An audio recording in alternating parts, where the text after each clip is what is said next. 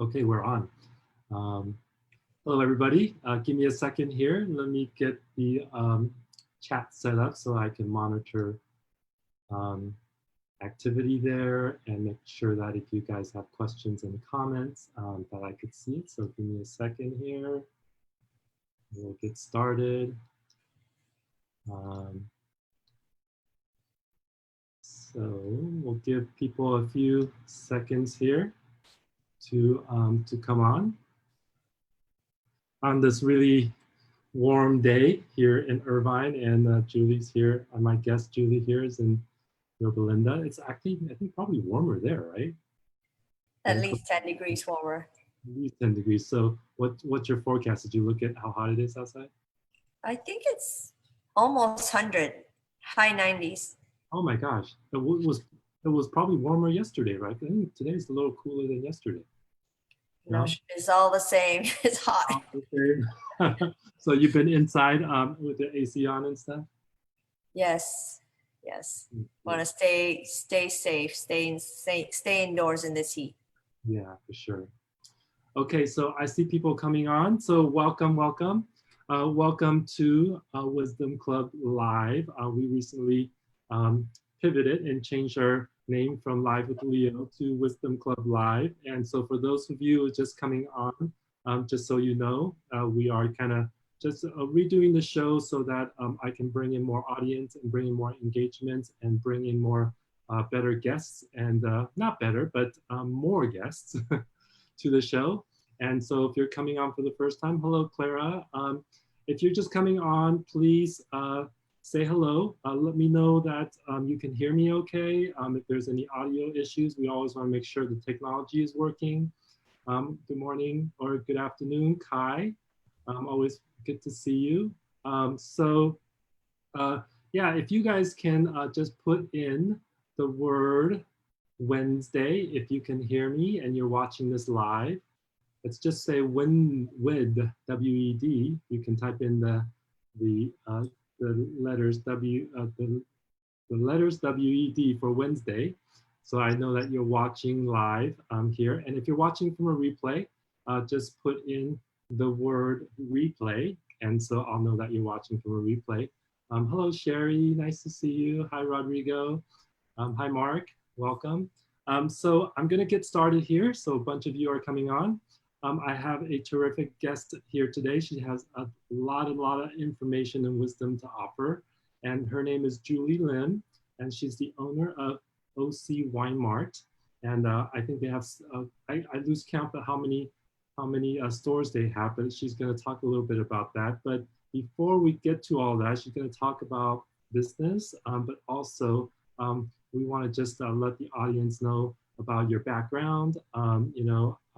I think you're an immigrant that you, as you told me earlier, and that you immigrated here, that your journey to the US and how you became such a successful businesswoman. So go ahead. Hi, Leo. Thank you for having me on your show. I've been kind of following your show. I find it very interesting.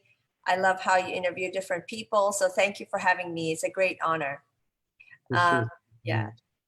So as Leo mentioned, I am a first-generation immigrant. I'm originally from Malaysia, and I came to United States at the age of 19 for college.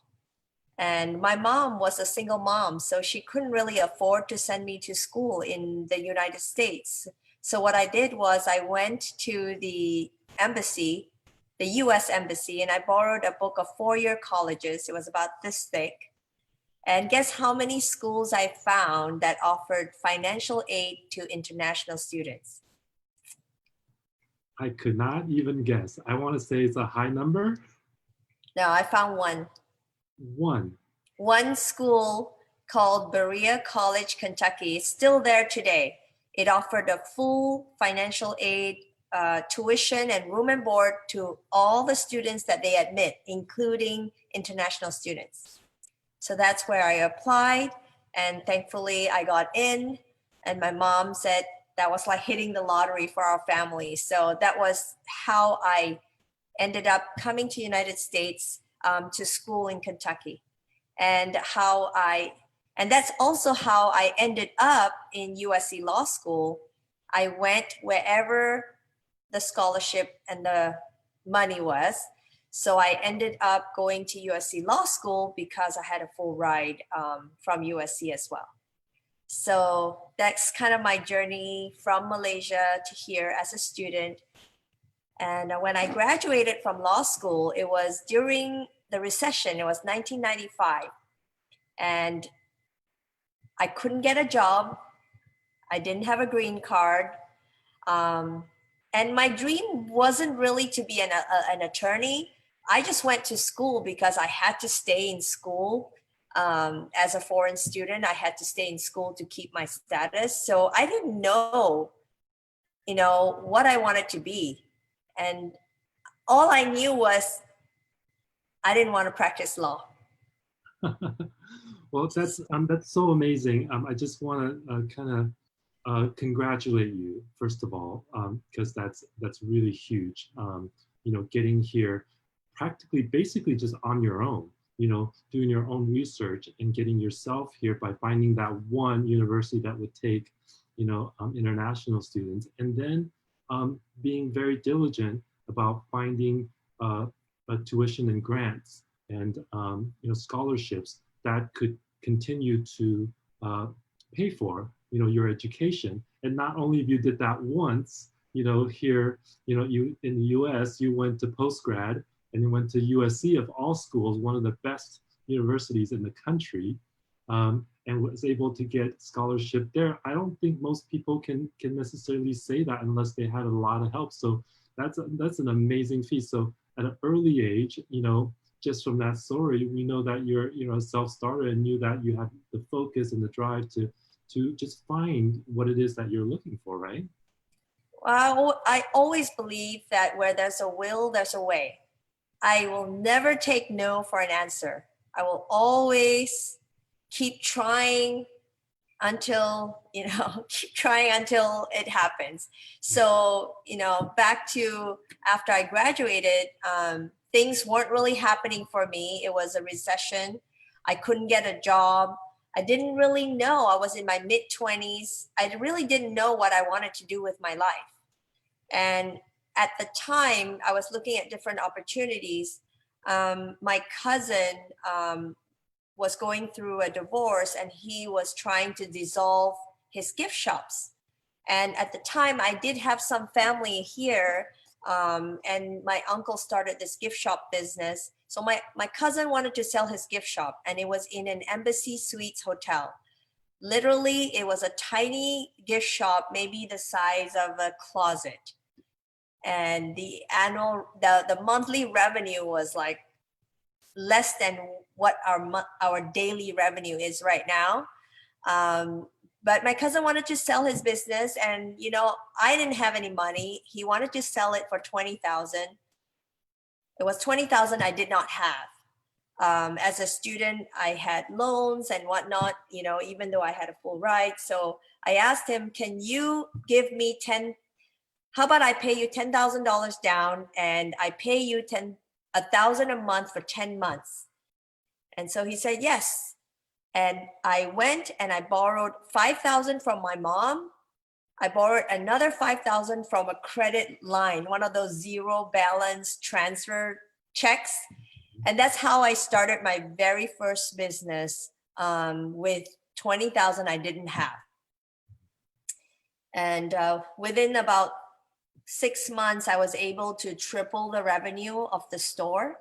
I was just changing the product mix and, working myself. And I realized that, what, I kind of have a knack in this. And I really enjoyed going to work and, talking to the customers. So I realized that, what, I found my niche as an entrepreneur, literally by accident. Because I had my back to the wall. I really didn't know. I didn't really have that many choices or options. I gave it a try, and fortunately for me, that worked that worked out for me, you know, when I started.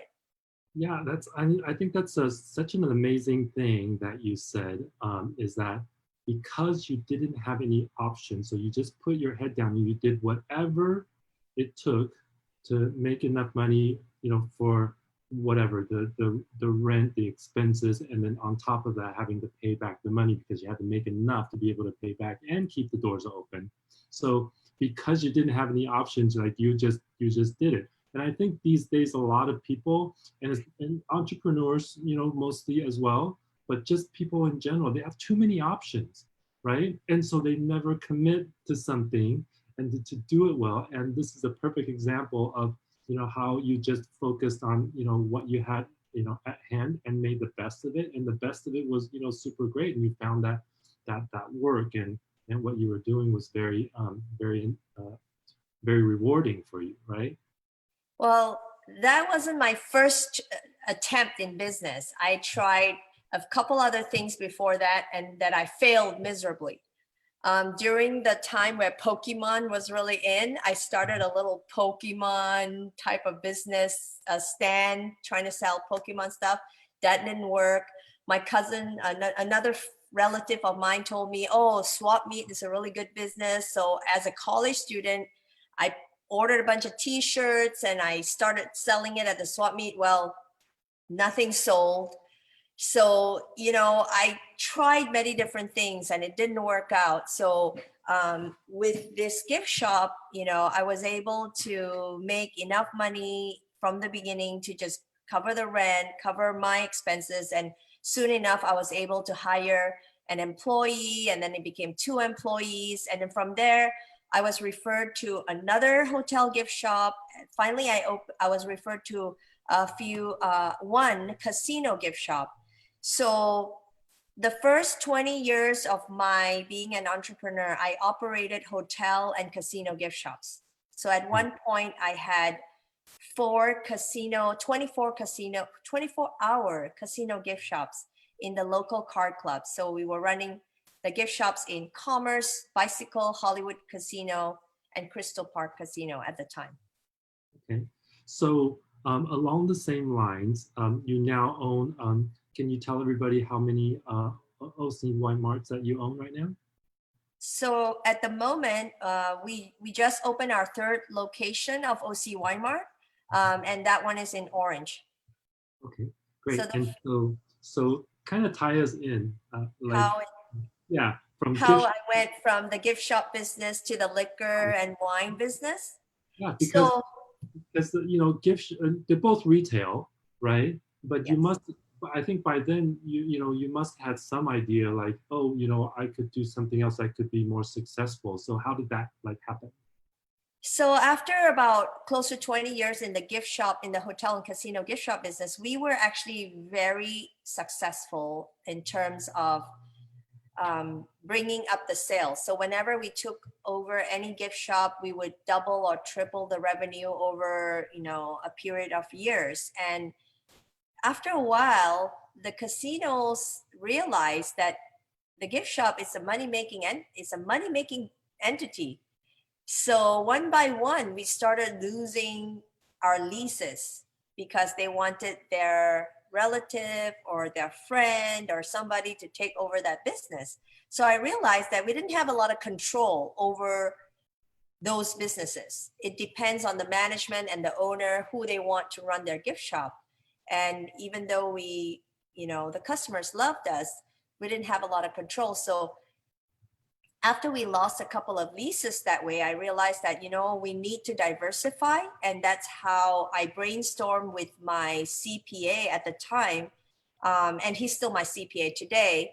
He was saying, Julie, you have a good track record in going in and increasing the revenue of the business. Why don't you try liquor stores?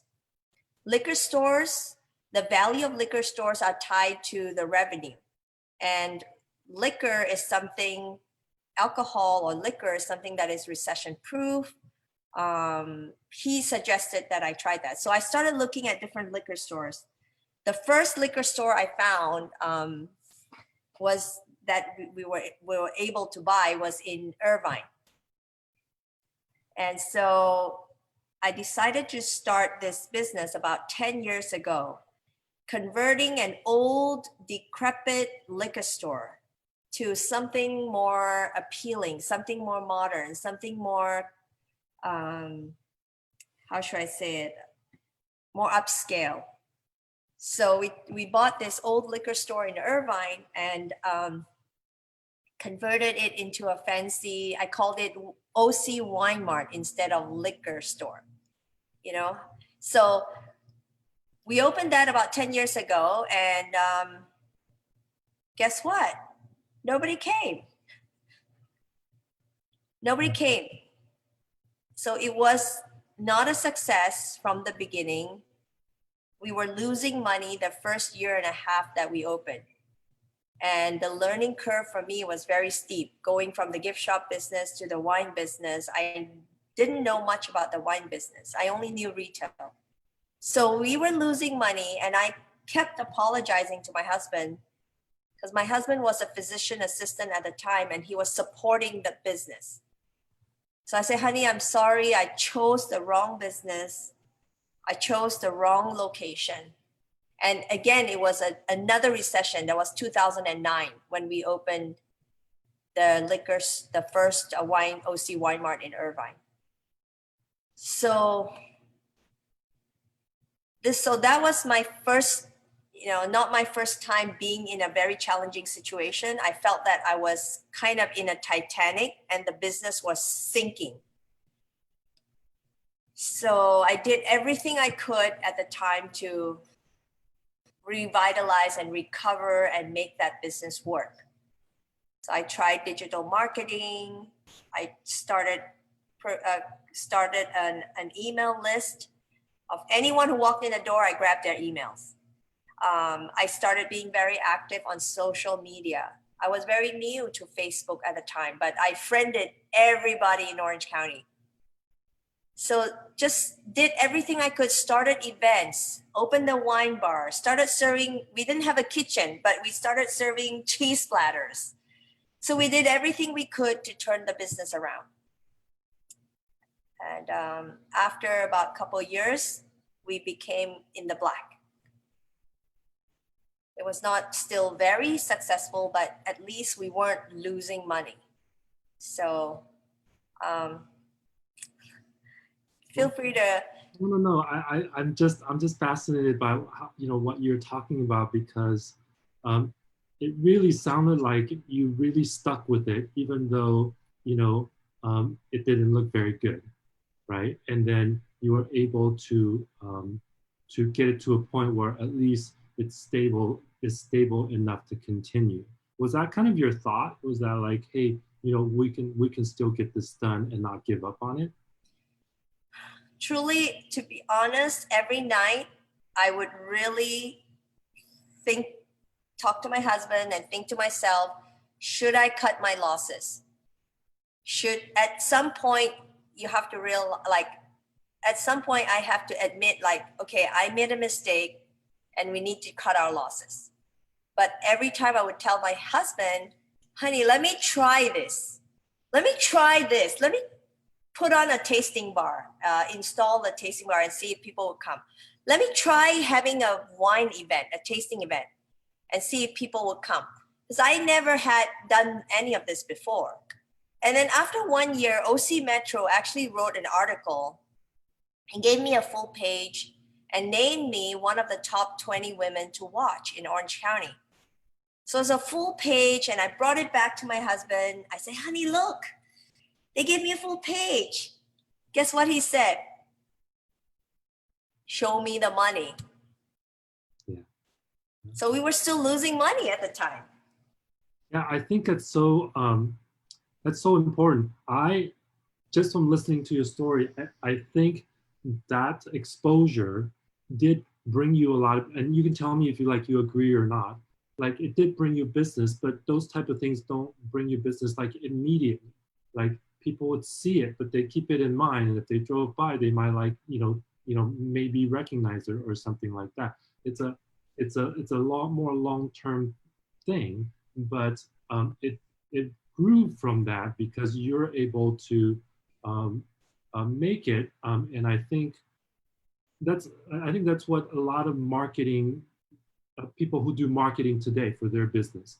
Like I'm putting money into ads, I'm putting marketing and all this stuff, and I'm sure you guys do, too now for all your businesses and getting, marketing and exposure and stuff like that out there. But when you don't have as much money, every dollar that you put into that, like, well, did I get $2 back? Did I get $1.50 back? Did I get something? Or like I got nothing back. But stuff like that is not immediate. But I can see like how excited you were just seeing, your name on there and being the top, 20 people, to watch in business. That's huge. Like you can reuse that. Like, hey, look at us. Like you put it out on the counter or something. Like, hey, and then you can start a conversation. Say, hey, so we're doing this, and we're making it more appealing for people. We thought people might like this, so we're trying that. So does that kind of sound like your experience at the time? Well, I mean, obviously that one article didn't change, our business all that much, but it really helped me to boost my confidence that, they recognize what I was doing as an entrepreneur.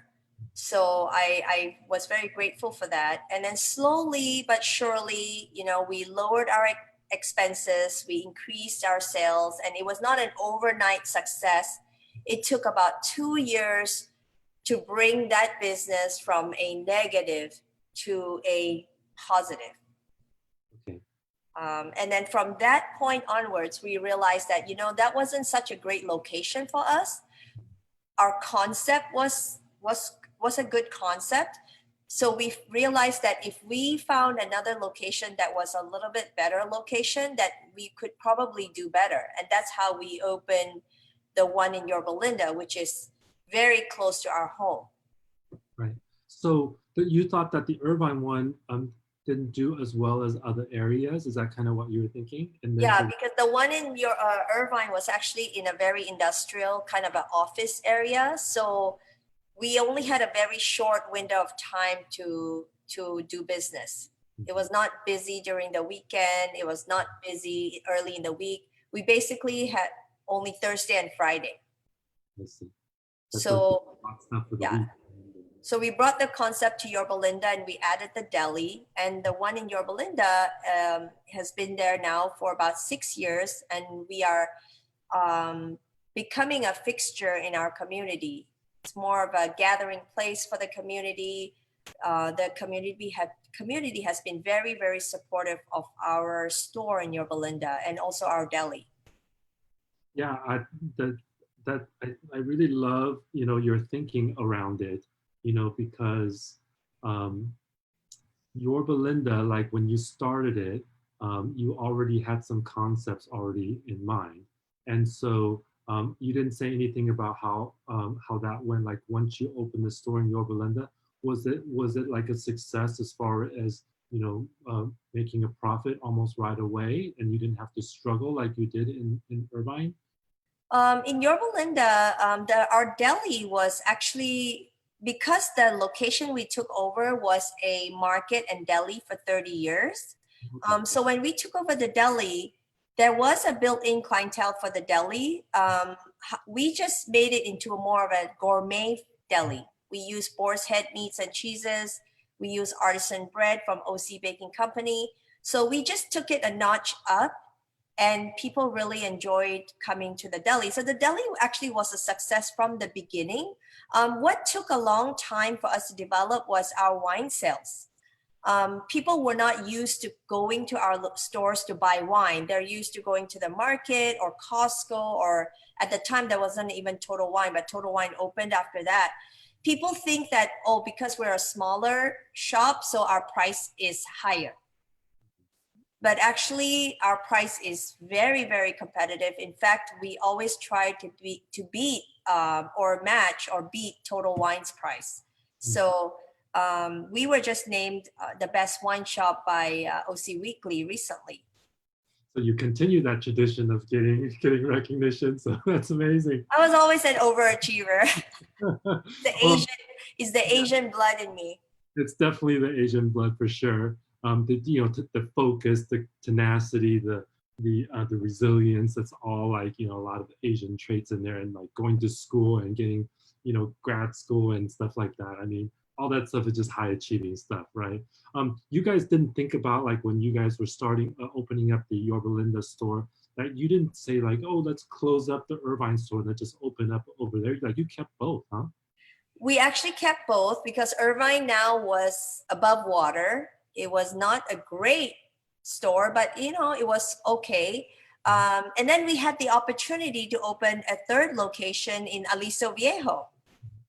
So that one was a different story. The landlord of Aliso Viejo, the complex, the shopping complex, came to our Yorba Linda store. We had barely just opened. I remember because we didn't even know if we were going to do well in Yorba Linda. I mean, we took a chance, and he and his wife came and spent the whole day in our Yorba Linda store and deli, enjoyed our sandwich. And at the end of it, he said, I want you to come to my complex in Aliso Viejo. We have a high volume liquor store. I don't like how they are running it, and they are defaulting on their lease. We are evicting them. I want you to come into my location.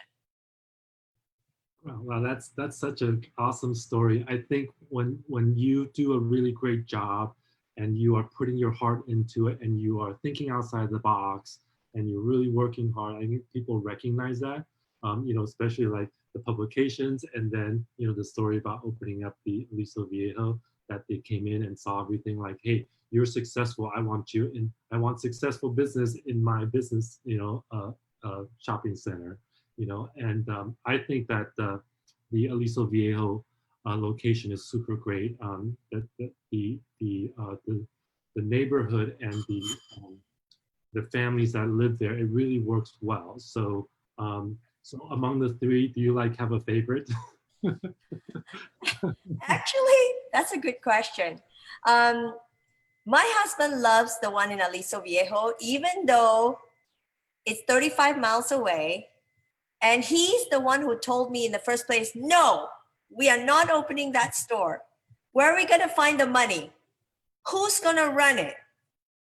Who's going to take care of our kids? Our kids were younger at the time. And he's always the devil's advocate. And that's why we balance each other out. I'm an entrepreneur. I'm a serial entrepreneur, actually, in my heart. Mm-hmm. Whenever I see an opportunity, I just want to go for it.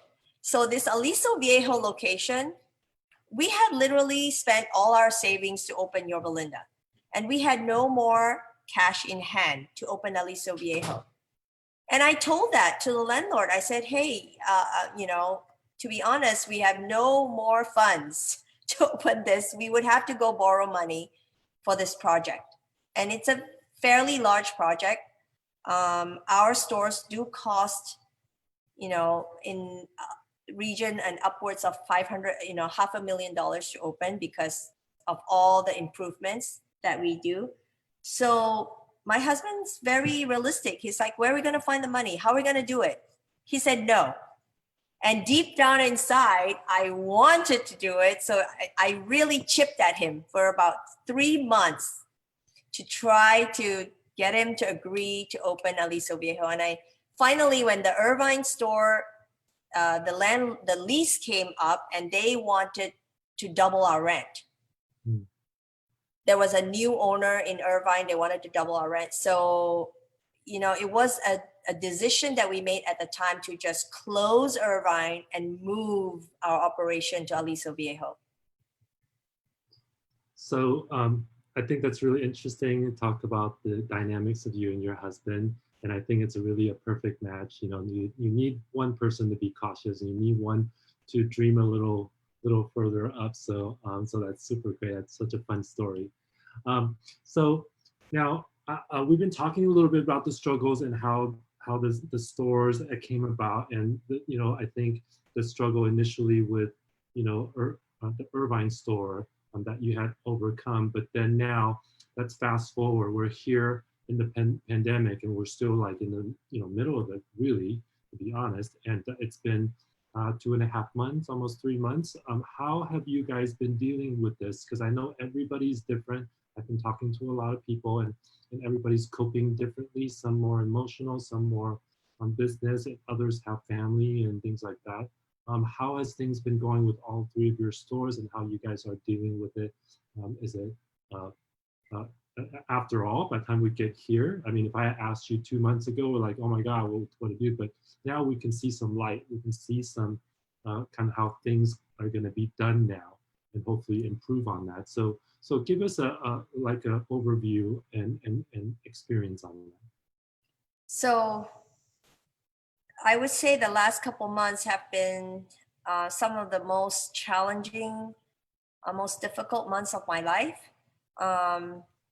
Definitely in the beginning, when we were told to shut down, and we were told of the lockdown, we had to think really fast and think quick on our feet. What are we going to do? Are we going to close? Who do we have to work for us? Are the employees going to be willing to work in this environment? So we had to figure out really quickly whether we were going to remain open, and if we were to remain open, how were we going to remain open? So we gave the option to our employees, those who want to stay home, those who are high risk, they could stay home and apply for unemployment. And the ones who still need the hours, still want to work, we worked on a very skeleton staff. We worked on half the staff. The ones who are willing to work, we rewarded them with hours. We really tried to appreciate everyone who worked so hard during this time. So we immediately offered curbside service. We offered pickup. We offered free delivery in Orange County and throughout. We are focusing more on our online wine shop now. We ship all over California for free now, with a minimum purchase, not only locally in Orange County, but all over California as well. So the online business became a more important part of our business. So we had to pivot, and we started new things. Obviously, not originally our idea, but we took other people's idea and we ran with it. So we were very successful with virtual tastings. One of the best virtual wine tasting. Have you participated in one of those? No, I haven't. I don't drink much. I'm one of those picky guys. Like if I'm gonna drink, and I don't drink often, and if I'm gonna drink, it's gonna be something I'm gonna really, really, really love, and I'll spend whatever money, that it costs, because it's such a rare thing for me. So I love Scotch, single malt scotches. I love so certain kind of sakis, stuff like that. I don't ever drink beer. I don't like cocktails. It's really too crazy, with all the sugar and stuff in it. I do love wine, and I love red wine. I love more specifically Zinfandels, and more specifically Old Vine Zinfandels, which is a different grape altogether. And then the rest, the lighter, sweeter stuff, the whites, I'm okay with, but it's not something I'll like go and get. But if there's a special occasion, I'm gonna go get something really special. So that's just me. Well, life's too short for bad wine, yeah. Anyhow, especially now. And the cool thing about this virtual wine tasting is, in fact, one of the best things that came out of this pandemic is this virtual wine tasting, because we've had, since it started, we've had one, about once a week, and we've had the opportunity to meet really cool people that we normally would not come to our humble location. Like we've had owners of winery like Catherine Hall, Violet Gergich of Gergich Hills. We've had 2 master sommeliers on the call. We've today's Wednesday. This weekend we have the winemakers of Plum Jack and Cade Winery, and next weekend for Father's Day we have Silver Oak. So we have 2 winemakers from Silver Oak who will be talking to us. We can get up close and personal. So I think this is something that we will continue to do post-pandemic. Well, that's amazing. I'm a little. I'll be honest. I'm a little confused, and maybe the audience might be a little bit too. So, virtual wine tasting. So you have these wineries that might come online and on a Zoom call like we are, and then they have their lineup, and then they can talk about each wine for sure. But then the audience that come on, they just listen, right? I mean, they can Oh, have. no. Are they getting shipped wines because they're members? Yes. Well, No, so this is how it works. So if you're on my email list, for example, or my Facebook friend, and I post about this virtual wine tasting that's coming up this weekend, Cade and Plumpjack, and then next weekend we have Silver Oak. So you see my post or my email, and you sign up for the tasting. You call me or you email me. So we ship you, deliver to your door the set of wines that you need. okay. And we also do cheese pairing. So if we have an optional cheese pairing. So if you decide to do the cheese and wine pairing, we'll ship you the cheeses as well. So you have in your possession the wines and the cheese. So when on the day of the virtual tasting, we all of us, 50 of us, for example, we all open the wine, we all open cut the cheese, and we enjoy it together with the winemaker or the owner or the master sommelier, and they will be talking to us, and it's interactive. We can ask questions, we can make comments. It's not just a monologue. Okay. So now for you do you also come in, jump on Zoom from your store, or you do it at home? You do it from your store. I'm doing it from home. Oh, you're doing it from home. Okay. So now I'm loving the concept. Okay. Now I'm getting it. Like, okay, making sure that So everybody. you can participate if you want by ordering your set. Yeah. We will deliver to your doorstep, and then you will, on the day of our call or Zoom call, be able to enjoy the wines and the cheese all together.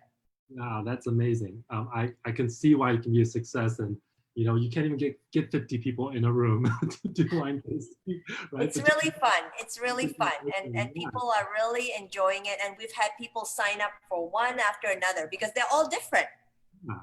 Yeah, so cool. Was there anything else you want to add regarding kind of the pandemic, the situation? I know we kind of got into this wine tasting thing, which is super awesome. I love talking about it. One last thing I wanted to touch on is on the reopening. So now that we pivot to close, we have to pivot to open. And it's a process, obviously. Governor says today you can open the restaurant, or next week you can open your wine bar. We have to prepare. We have protocols. We have to do social distancing. We will have limited capacity. So what I wanted to say to the audience is be kind, be understanding of all the businesses that you are going to right now. Support your local business. Support your favorite sushi place, your favorite Mexican place, your favorite local wine shop, or whatever it might be, because a third of them are not going to be there after this. A third of most restaurants are closing permanently. Specialty bakery had been in business for over 20 years in Irvine area. They shuttered permanently all their branches. And they're big. They're very big. So a lot of these small mom and pop places are not going to make it. They're not going to survive this pandemic. And your support, your local support, is more important now more than ever. I mean, we've had so many challenges over the last 2 months.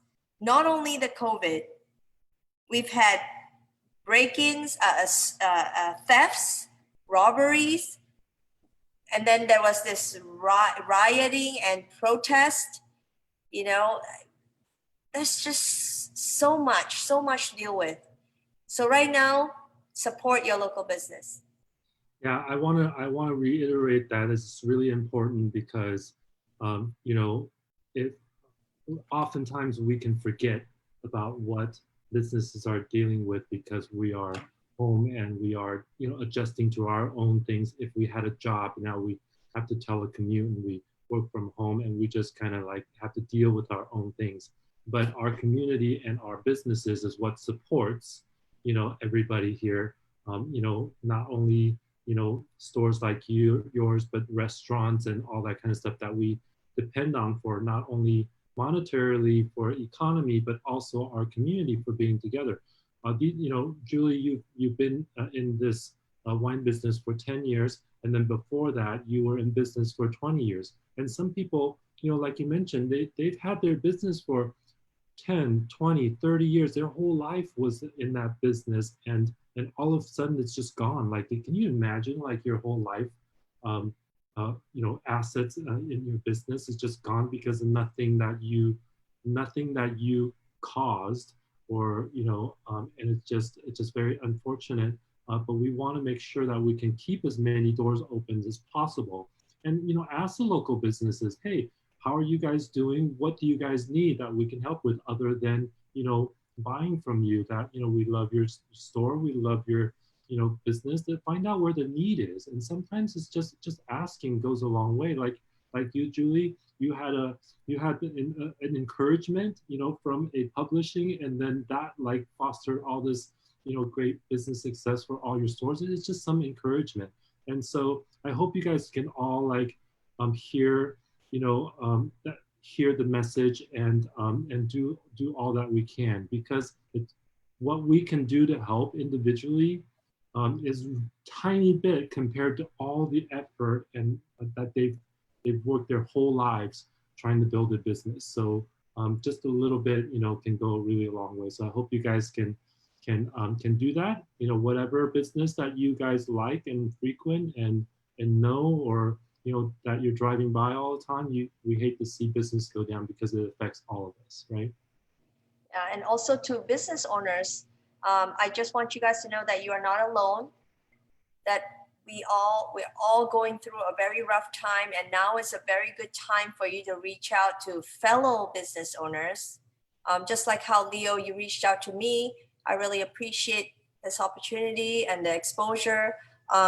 Business owners should help each other, with all these complicated, PPP, and there's so much out there right now that we really need to support each other in order to make it through.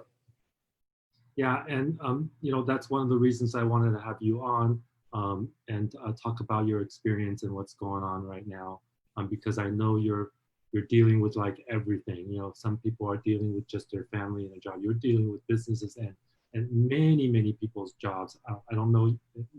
I don't think you mentioned before how many employees you had before the pandemic. But running a store requires a lot of manpower, a lot of labor, and so there's a lot of people affected that you have to make decisions on. And a good thing is that we're starting to kind of do the reopening process, and hopefully we can get people back to work and back to normal as much as possible, and then put in some plan B's in case this happens again, so that we can be more prepared for it in the future. So thank you so much for coming on. And so if any of you guys are watching, you have any questions, please just go ahead and put in the comments. And if we both of us are tagged on this stream here, and so we'll be able to see it and get back to you if this stream is ended, which is fine. And so so now I think that we cover so much, and I really appreciate you taking the time. I know we're all very busy, and so I want to just kind of close out by just asking a couple questions that we always do with our guests. And so first thing is, I know you're such a community person and very in tune with the different areas, just because the nature of your business. Who knows where the next store might be? You might already be dreaming of it. Done. um, but what do you love about where you live? I know you love Yorba Linda since you decided to open a store nearby. I like the low property taxes. No, Yeah, I actually like the community here. They are very, very loyal and very, very down to earth people. You know, we might may be a wealthy or affluent community, but most people are very humble and very down to earth, and very, very loyal customers. yeah. I think you're right about the property taxes because Irvine is known for its high property taxes just because everything is supplemental, right? So we all have to live that. We all have to pay it. You know, if we want to live in Irvine and have our kids go to school, and Yorba Linda is definitely looks really good from that perspective. But it is a beautiful neighborhood, and we chatted a little bit before. I spent some time up there. I have my previous office up in Placentia area, and so it is a very, very family-friendly city. You know, all the nearby cities there are, you know, Placentia, Brea, things like that. So, People okay. like value. People like value here. Yeah, and it, like you said, it is just more humble and more down to earth, where people can be a little more pretentious. You know, the closer you get to the beach, kind of, you know, Newport is known for that a bit, and Irvine, you know, you know, they value academics and you know schools and things like that, and that can get kind of competitive, you know. So I definitely understand that. And lastly, you have a quote that you'd like to share with everybody. Absolutely. So my favorite quote I actually live by is failure is not trying. So failure is not trying something and not succeeding. To me, that's not failure. Failure is when you're so afraid of failing that you don't even try. That to me is failure. I love that. There's a thing that I I think about all the time in regards to failure is that um, what we call massive action. And when people hear those words, they think like, I'm gonna work, work, work, work, work, work, work. I'm gonna work 12 hours a day, 14 hours a day, and work, work. And that's not really the definition. The definition really is more massive action is taking action until you get the result that you want. Okay, and so that means a lot of failures along the way to get to those results. But then we don't have any other word to use other than failure because like you didn't reach the goal, so you try again and you try again. So that really failure is such a weird word, you know. But that just kind of goes along with what you were saying. Like, you know, it really doesn't exist if you keep trying, and that's exactly the same thing. Is that you're taking, you know, massive action because you're doing things until you get the result that you want. And so failure is really not trying. Like you can say, I didn't try, so then I failed. But then if you just keep trying and you fail along the way, that's not really failing. You're still getting the result that you want. And so you absolutely have done that in your life. And I'm sure that, you know, through this pandemic, you're going to be stronger and bring business back. And, you know, throughout this will grow even better, you know, with all your stores. And I still think that you could have a store. No, we are done. Okay, okay, we'll see, I guess. So thank you everybody for watching. We had a really, really great conversation with Julie, and she brings a lot of value and wisdom and a lot of experience from 30 years of business. And I think there's a lot to be learned from. And I want to thank her personally, but also I appreciate her for being the community business that we all need. And if you guys are in the area of any of the 3 stores, please stop by, pick up something for the weekend. It's Wednesday now, so it's, Thursday is coming. You should probably get ahead of it before We things are. actually deliver all over Orange County, so you don't have to come to our store now. Just go to our website. Yeah, so how, that delivery is free. You guys just. Yeah, it's free over $100 anywhere in California. So just go to our website, OC Wine Mart, and before you know it, the wine will be at your doorstep. Yeah, that's awesome. You guys provide so many convenient services, ordering online, you can ship, and then you can deliver locally. I think that's the formula to success to getting out of this. So congratulations to you on that, on coming up with new ideas. We all need that, and all businesses could learn a lot from that, and it could be successful as well. So that's it for us. Thank you all for watching. I just want to remind you guys, if you guys haven't yet, join the Facebook group, the Wisdom Club, and you just search for the Wisdom Club. I'll also leave a link here in the post.